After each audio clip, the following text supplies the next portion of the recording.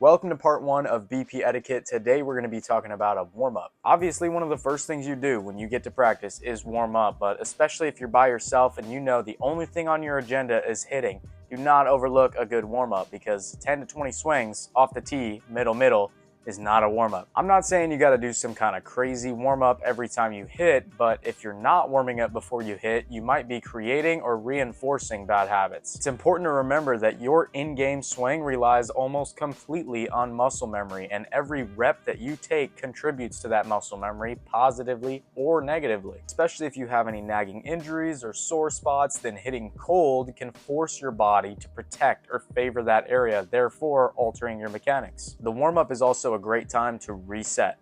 Focus on your breathing and assess your goals for the day. Today we'll go through my own BP warm-up, but I highly encourage you to be creative and make your own.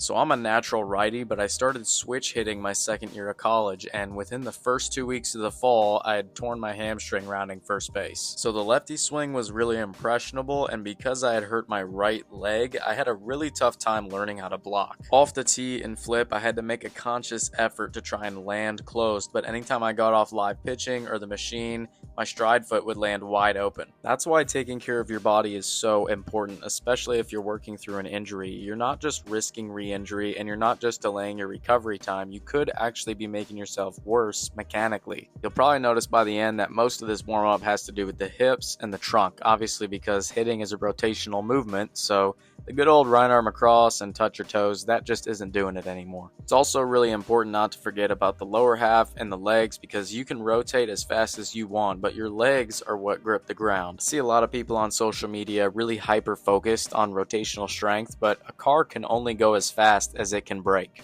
Without an efficient block or counter, you're not only losing direction, but you're losing power as well. Towards the tail end here, we're just working on the shoulders and the wrists, but a little side note here, I think that the first few swings of the day should always be taken barehanded. No batting gloves and a wood bat is the purest form of feedback that you can get. I think a lot of guys get a little too reliant on their batting gloves or things like thumb pros, pro hitters, and I used the pro hitter for a long time. I don't think there's anything wrong with it, but I do think that when you're training, anything that gets in between your hands and the handle of the bat can diminish your feel and awareness of the barrel and the sweet spot.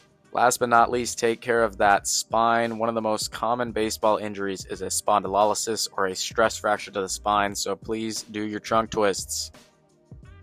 Your warm-up might be 2 minutes, it might be 10 minutes, but please, for your own sake, do not be that guy that just jumps straight into the cage. Thanks for watching part one of BP Etiquette. Make sure to check out all the other socials, and I'll see you guys in the next video.